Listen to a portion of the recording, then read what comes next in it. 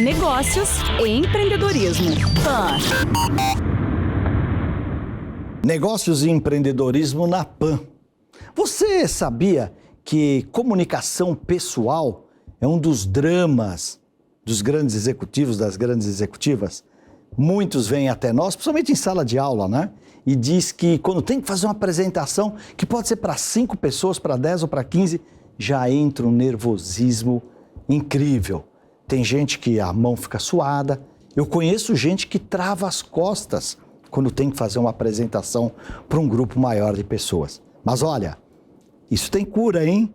E hoje aqui no Negócios e Empreendedorismo da PAN, um convidado especialista, talvez não, o maior especialista em comunicação pessoal no Brasil, mestre em comunicação aqui pela Casper Libero. Olha só, 51 mil alunos já passaram pelo professor Reinaldo Polito. E mais, dentre esses alunos, inúmeras personalidades, desde o campo político até o campo artístico. Polito, que prazer ter você aqui no Negócios e Empreendedorismo. Que prazer bom. É todo meu. Júlio, muito obrigado pelo convite. Uma honra estar aqui com você. Que bom. Polito, eu exagerei ou é isso mesmo? É um drama para muitos executivos, muitos profissionais falarem em público?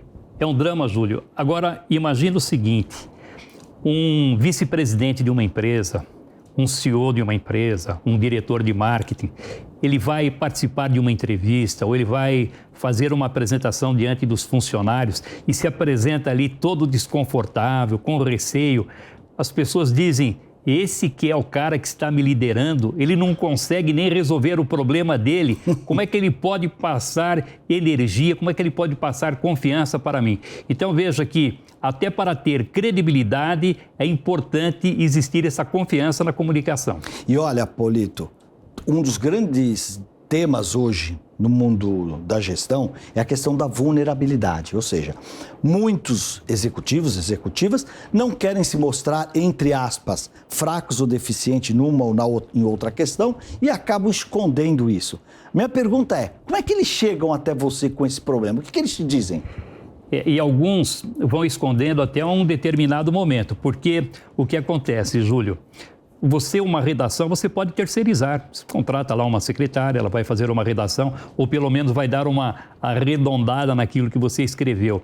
Mas para falar, não. Quando você participa de uma reunião, quando você participa de um processo de negociação, você não tem como delegar isso. Às vezes, a sua figura é a peça mais importante naquele procedimento. E se você não se sair bem com a comunicação, lógico que vai ter deficiências.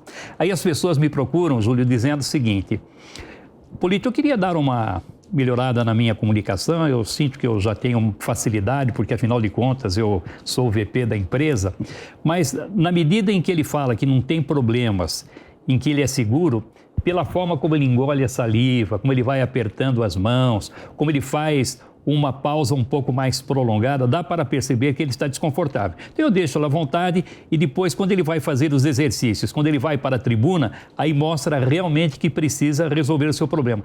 E olha que interessante, alguns vão carregando isso pela vida toda e com 3, 4, 5 horas de treinamento, ele consegue tirar esse problema da frente e ser um profissional completo. Tão rápido assim? É assim.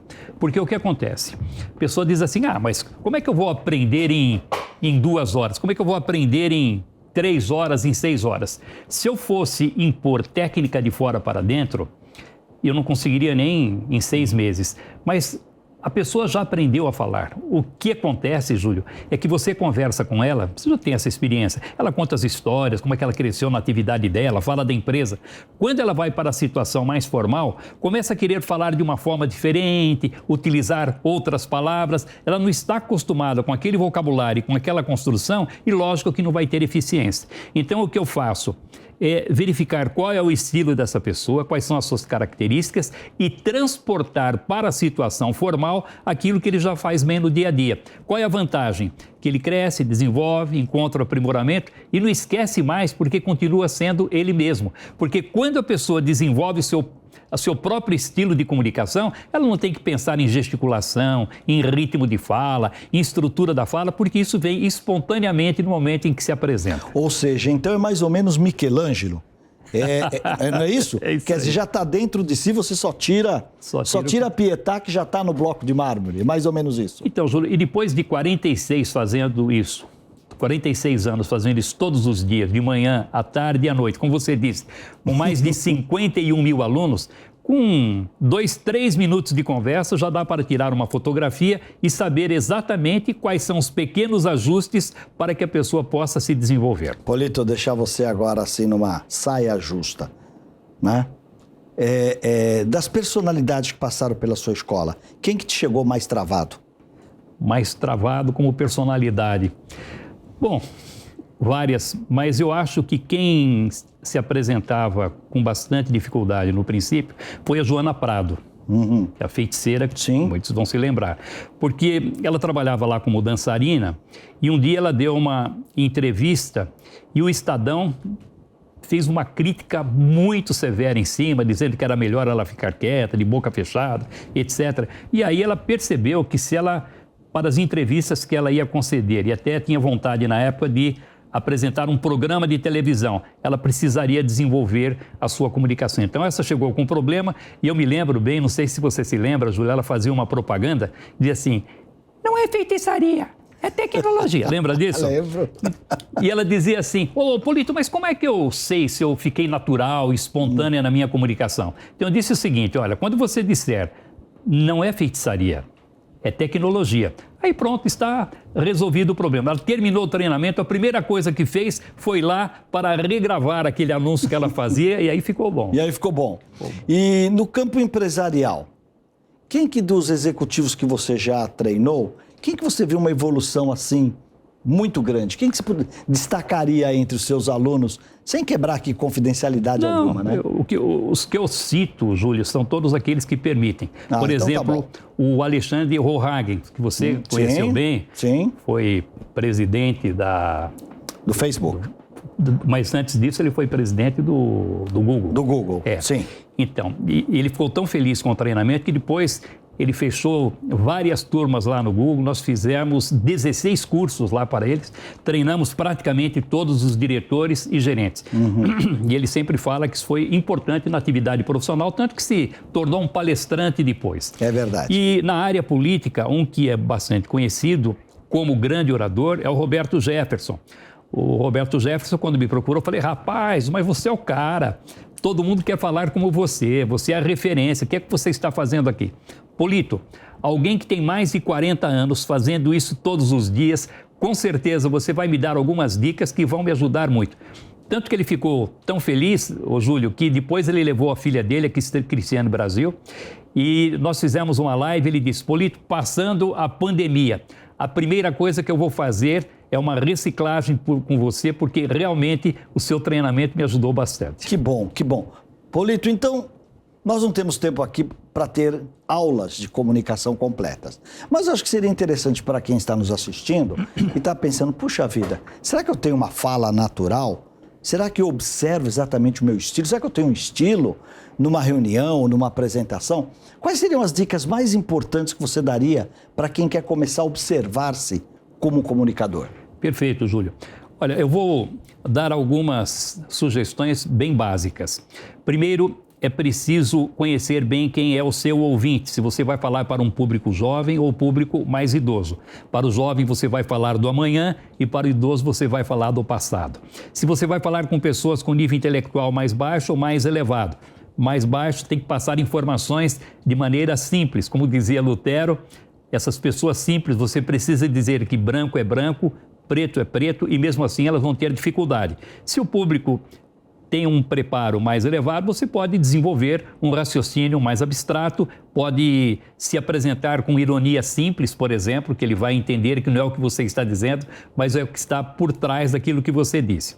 Depois disso, é preciso usar muito bem a voz, Júlio, um bom volume de voz para que você possa projetar bem a sua personalidade, pronunciar bem as palavras para que as pessoas entendam aquilo que você está dizendo, apresentar um ritmo interessante, alternando o volume da voz e a velocidade da fala, para que seja envolvente. Um vocabulário de acordo com a característica do seu público, um vocabulário técnico para aqueles que atuam dentro da mesma atividade e um vocabulário mais comum para aqueles que não estejam atuando ali. Tomar cuidado com os vícios, Júlio.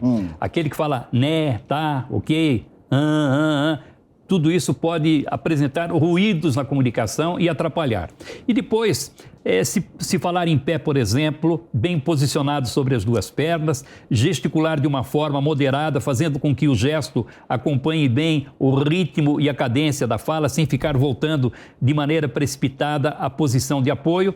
E lembrar que hoje, como nós temos muito comunicação à distância, que o semblante é uma parte essencial da comunicação. Então, tomar cuidado para não ficar com aquela cara carrancuda quando está diante do vídeo, porque tudo isso pode passar uma imagem negativa quando falar. Olha aí, olha quantas dicas importantes. Na verdade, é que você vai ter que rever aí essas dicas. Você não conseguiu anotar com certeza, né? Mas tá aí. Tem os cursos também do professor Polito, se você quiser e precisar desse tipo de ajuda para desenvolver a sua comunicação pessoal. Agora, Polito, quanto que você acha que efetivamente a comunicação pessoal contribui na carreira de um profissional, de uma profissional? Porque depois eu vou emendar uma outra pergunta com você. Eu já vou emendar. Já vou emendar. O politicamente correto não inibe uma comunicação mais fluida, uma comunicação mais natural? As duas perguntas são excelentes e elas realmente estão próximas uma da outra. O que acontece, Júlio? Você pega, por exemplo, aquele que vai saindo da faculdade, ele precisa fazer o trabalho do TCC, conclusão de curso. Se ele não for bem nessa apresentação, ele pode ter um rebate na sua avaliação. Aí ele vai para o mercado de trabalho e precisa, no mercado de trabalho, participar de entrevistas, dinâmicas de grupo. Nós sabemos bem disso pelo Via de Acesso, que é a ONG, onde eu sou presidente, nós preparamos os jovens para que eles entrem no mercado de trabalho. Conseguir o emprego, Júlio, aí é que começa, porque à medida que ele for subindo, à medida que ele for crescendo, ele vai dependendo menos do seu conhecimento técnico e muito mais da comunicação, porque ele tem que participar de reuniões, ele tem que apresentar projetos, ele tem que dar entrevistas, ele tem que motivar o grupo. E se não tiver uma comunicação bem desenvolvida, evidentemente que ele não vai crescer. E alguns, por causa da comunicação, param de crescer e, em certas circunstâncias, acabam perdendo aquilo que conquistaram. Segunda parte da pergunta. Eu vou dizer a você que no começo eu fiquei muito revoltado com essa história do politicamente correto. Muito mimimi. Mas aí eu fui verificando que existia um caminho sem volta. Então o que eu fiz, Júlio? Eu trouxe isso para a sala de aula e mostro para o aluno hoje onde é que está a fronteira, onde é que está o limite, onde é que está a faixa amarela. Porque o que acontece, mesmo que ele não goste, se ele ultrapassar essa faixa amarela, ele vai acabar comprometendo a sua imagem diante de grupos que talvez sejam importantes para ele. É o mesmo que discutir política. Eu falo para os meus alunos, você tem o seu negócio, por que você fica postando a sua preferência política? Você fica lacrando. Se a sua postagem cai na mão de um cliente, de um fornecedor, que você precisa muito dele e ele não concorda com a sua forma de pensar, você pode prejudicar a partir daí o seu negócio. Então são esses conceitos mais atuais que acabam hoje elaborando uma comunicação eficiente. Não, eu concordo totalmente que o cuidado com a fala tem que ser tomado, afinal de contas, é quem sente aquilo que você está falando, que recebe a sua comunicação, é que vai dizer se é preconceituoso ou não, por exemplo, né? Mas eu perguntei essa questão da inibição porque eu já passei por situações desse tipo. Eu me lembro que uma vez estava fazendo uma palestra aqui no Teatro Alfa, terminei a palestra e eu tinha lançado um livro, já falamos dos livros, e formou-se uma fila para eu dar um autógrafo no livro no próprio palco. E de repente veio uma senhora e me disse assim, olha, professor, gostei muito da sua palestra, mas eu posso fazer um reparo? Eu falei, por favor, é que a gente não fala mais cego, a gente fala deficiente visual. E eu disse a ela, realmente, eu sei disso, mas acho que no calor da fala eu acabei falando cego, muito obrigado. A pessoa que estava atrás dela veio e falou assim, professor, ela está errada. Ele está errada. É porque não é que a pessoa é deficiente, ela tem uma deficiência. E a minha conclusão foi, eu acho que eu não sei mais falar. O que é efetivamente o politicamente correto, né? Mas nós que falamos, que nos comunicamos, estamos no palco, temos essa obrigação. E a fala tem a diferença da escrita, porque a escrita você relê ou até você manda alguém editar E aí vem a crítica e você faz as devidas correções. E quando é um formador de opinião, um empresário, né? Outro dia, a vice-presidente de uma grande empresa, se referindo aí a um concurso que ela tinha dentro da empresa de contratações e tudo mais e tal, ou de uma fotografia que eles fizeram na empresa, não aparecia nenhum negro na organização. Então, como é que vai se falar de diversidade numa empresa que na foto não aparece nenhum negro? Ou mesmo, né, a nossa querida Luísa Helena Trajano, defendendo o ponto de vista que o Magazine Luiza resolve fazer um concurso para trainees só para negros, que foi a forma que ela encontrou de forçar, né, a entrada de negros no Magazine Luiza. E houve aí uma lacração tremenda, dizendo, bom, então vocês estão agora discriminando os não negros. Né? Eu tenho um ex-aluno, que é o Rodrigo Galvão, que você conhece da Oracle. Sim. E o que eles fizeram lá, para evitar esses tumultos, eles começaram a fazer o recrutamento às cegas. Então não sabe se é homem, se é mulher, qual é a cor, não sabe idade, nada. Eles vão analisar o caráter daquele que está se candidatando. Depois que se candidatou, independentemente de conhecimento, de ter ou não prática naquilo que vai fazer. Porque ele disse o seguinte, a pessoa tendo caráter, independentemente de como ela seja, nós vamos ensinar aquilo que ela precisa fazer aqui na empresa. Ela vai aprender aqui. E com isso ele resolveu. Mas não é fácil. Hoje nós pisamos em ovos, estamos num momento de transição e aquele que se apresenta em público, aquele que participa de reuniões, precisa tomar esse cuidado. Polito, se eu não me engano, são 30 e tantos livros, é isso? São publicados? 34 livros. Hoje o meu livro que mais vende é esse aqui, Oratória para Advogados. E nós conversávamos que... Com selo OAB, pelo que eu vi aí? Ah, sim, tem o... Então, vamos falar sobre isso, já que você falou. Tem a chancela da OAB de São Paulo e tem a chancela do Conselho Federal da OAB. Tem o prefácio do Durso, que foi presidente da OAB de várias gestões aqui. Tem o prefácio do Edilson Mogenor Bonfim, hoje é procurador, considerado o melhor promotor de justiça da história do país. Então, é um livro que está blindado. Então, mas o que diferencia a oratória entre as pessoas para ser específico para advogados? O advogado ele tem que falar no tribunal. O advogado ele tem que fazer sustentação oral, ele tem que aprender a conhecer as características dos jurados, ele tem que conhecer as características do tribunal e as características do juiz que vão julgar a sua causa. Então, tudo isso acaba transformando a comunicação dele em algo relativamente específico para que ele possa se sentir bem. É o livro que mais vende hoje e é o livro mais bem avaliado. Que bom, que bom. Entre outros, né? Eu mesmo escrevi na coleção do professor Polito, Super Dicas para Negociar e Vender Bem, né? Um livro pequenininho com 60 dicas. Vou contar essa história. Então conta a história, Polito. Eu escrevi o livro Super Dicas para Falar Bem em Conversas e Apresentações. Esse livro vendeu mais de 400 mil exemplares. Em 2006, ele ficou entre os 10 mais vendidos de janeiro a dezembro, durante o ano todinho. E graças ao sucesso desse livro, eu passei a coordenar na editora Saraiva uma série chamada Super Dicas. E convidei o Júlio para escrever um livro dentro de uma área que ele é mestre, negociação e vendas.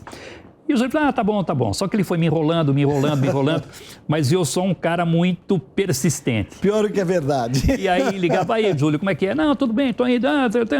Aí um belo dia, o Júlio casado com a Marisa, ele disse o seguinte, num sábado, Marisa, eu vou escrever o livro do Polito agora. Como o livro do Polito? Não, ele pega no meu pé, ele me enche a paciência. E o Júlio sentou, em 7 horas, ele escreveu o livro de ponta a ponta. Mas ele falou, quer saber de uma coisa? Se o Polito quiser colocar o nome dele no livro, se ele quiser dar uma autoria para outra pessoa, porque isso aqui é muito simples, é uma coisinha muito pequenininha. Aí ele foi tomar banho e deixou imprimindo as folhas que ele tinha feito. Saiu do banho, foi para a cama, começou a ler. Ele pensou o seguinte... Não, eu fui à cozinha fazer um lanche, porque não foi no sábado, foi no domingo. A gente voltou do almoço, comecei a escrever. Aí, sei lá, já eram 10, 11 horas da noite, eu peguei aquilo que estava impresso e fui para a cozinha e comecei a ler. E aí você acaba de contar a história, então. Aí o Júlio disse para ele mesmo, se eu tivesse, quando eu comecei a minha carreira, essas dicas que eu estou dando aqui, a minha vida de negociador, de vendedor, teria sido muito facilidade. Quer saber de uma coisa? Vou publicar o livro e um sucesso extraordinário. Até trouxe aqui, o Super Dicas para Vender e Negociar Bem, é um livro maravilhoso, e trouxe a edição dele em italiano. Olha que chique, porque hein? o livro foi publicado também na Itália e faz um grande sucesso na língua italiana. Vendere, negociare e convincere. Aí melhorou ainda o título, não é verdade, Polito? E só para terminar a história do livro, esse aqui foi o último livro que eu escrevi. Já com a sua filha? Com a filha, isso. Porque tudo que eu tenho feito agora é com a Raquel. A Raquel está comigo há 25 anos, ministrando cursos, e agora nós, de vez, estamos em sala de aula ao mesmo tempo. Os segredos da boa comunicação no mundo corporativo. O que existe de mais moderno, de mais atual, de mais interessante na comunicação, tem nesse livro aqui. Os segredos da boa comunicação no mundo corporativo.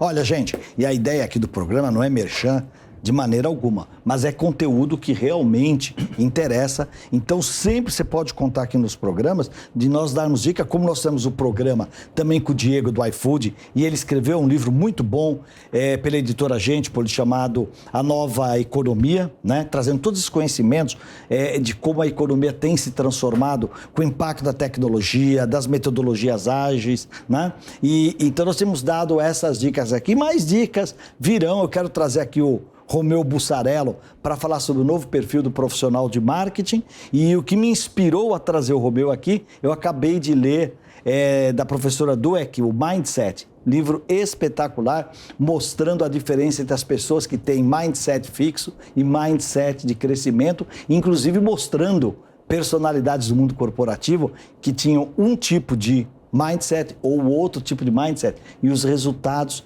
na sua corporação. Polito, eu sei que uma das suas últimas alunas de personalidades foi a ex-ministra Regina Duarte, é isso? Isso, Regina. Então, veja só. Regina Duarte, 50 anos de palco, na verdade, 56 anos atuando. Palcos, televisão, com toda essa experiência e humildemente foi lá para fazer um treinamento, porque ela disse que quando ela fosse tomar posse, ela gostaria de tomar uma posse com muita eficiência. Então, é essa humildade das pessoas que, mesmo com experiência, sentem que pode melhorar um pouquinho. A minha pergunta ia nessa direção, né? 50 anos da telinha, namoradinha do Brasil, não sei quantas novelas, peças de teatro, porque o teatro é diferente da televisão, né? Sim. A televisão, de repente, volta lá o tape e começa a gravar novamente, mas você e o público e você. Sabe que uma vez, Polito, eu fiz um evento com a Marília Pêra e aí, puxa, claro, né? Tô lá na coxinha com a Marília Pêra, né? Tietando, né? E aí eu conversando com ela e tudo mais, tal e tal, e ela disse assim que toda vez que ela entrava no palco, os primeiros 5, 10 minutos, um nervosismo tremendo. E eu fiquei assim, puxa vida, eu entro para fazer as palestras, eu não sinto esse nervosismo. Eu falei, não é possível isso, né? Aí eu peguei e falei, mas Marília, como assim você faz a mesma peça 10, 20, centenas de vezes, né? Ela falou, mas o público não é o mesmo. Exatamente. Ou seja, a responsabilidade de agradar o seu público, né? Olha que coisa bacana, nós que no mundo corporativo nos preocupamos tanto com a satisfação do cliente. Olha que lindo uma artista da magnitude de Marília Pêra dizer não. E um grande exemplo. E você está falando da Raquel, Júlio. Então, esse é um outro ensinamento importante. Porque o que acontece? Eu tenho a minha experiência de 46 anos. Eu estudei o que você possa imaginar sobre comunicação. Eu sou hoje o maior colecionador de livros antigos de oratória em português. E o maior comprador de livros em sebos que eu conheço. Sou mesmo. E aí eu tenho essa minha formação que me ajudou e me ajuda muito. Mas aí veio a Raquel, a minha filha, com uma outra mentalidade, com uma outra cabeça, com outro tipo de experiência. Então, essa junção, essa associação, esse complemento foi maravilhoso, porque tem a minha experiência, tem a juventude dela, com essa experiência que ela está trazendo. Então, nós conseguimos passar para os alunos uma informação com a experiência e, ao mesmo tempo, extremamente atual. Polito, passou rápido essa meia hora, não é verdade? Já foi. Já foi essa meia hora. Mas olha, para você, aí nosso telespectador, para você, nossa telespectadora, esse é o compromisso aqui, né, do Negócio Empreendedorismo na PAN, tanto esse programa de meia hora como as colunas de 2 minutos que vai ao ar aí durante a programação é trazer conteúdo de gestão, descomplicar um pouquinho essa coisa da gestão. E hoje falamos de comunicação. Para encerrar, Polito, se você tivesse que dar apenas uma grande dica para quem quer aperfeiçoar a sua comunicação e não vale, venha estudar na minha escola. Qual seria a dica? Então, além de estudar na minha escola, você pode... Olha o que é comunicação. Falei que não valia, ele falou, além de estudar. Vocês estão entendendo o que é comunicação? O meu Instagram, @Polito, é bastante simples, @Polito. Eu coloco ali vídeos curtos, dicas de comunicação todos os dias e você vai observando essas dicas e com orientações para que você possa pôr em prática. E a partir daí você pode se desenvolver, você pode crescer. E ali no Instagram também, se você tiver dúvidas, mande pelo direct, eu respondo a todas as perguntas que são formuladas e faço isso com muito prazer. Então, tá vendo? Isso é Polito Geração Nova Economia, né? Porque a gente sabe que o engajamento depende muito de você realmente responder a todas as mensagens que circulam aí nas suas redes sociais. Às vezes é difícil, é muita mensagem, mas Polito, super obrigado. Mais uma última informação. Também, se você quiser ler as minhas colunas na Jovem Pan, às quintas-feiras, logo depois das 9 horas pela manhã, você entra no site da Jovem Pan e tem lá colunistas. Estou lá já há 8 meses, todas as quintas-feiras, falando sobre comunicação. Olha só, então Polito também na Jovem Pan. Polito, super obrigado. Acho que foi mais uma grande aula. Você que é um mestre, professor, dá aula na ECA, dá aula aqui também na Casper Libero, né? 2 escolas que eu tenho um carinho todo especial por elas. E volte sempre, quando lançar o próximo livro, vem para cá que a gente vai tratar do tema. Sempre me convidaram. Obrigado. Negócios e empreendedorismo na PAN. Nos vemos no próximo programa. Negócios e empreendedorismo. PAN.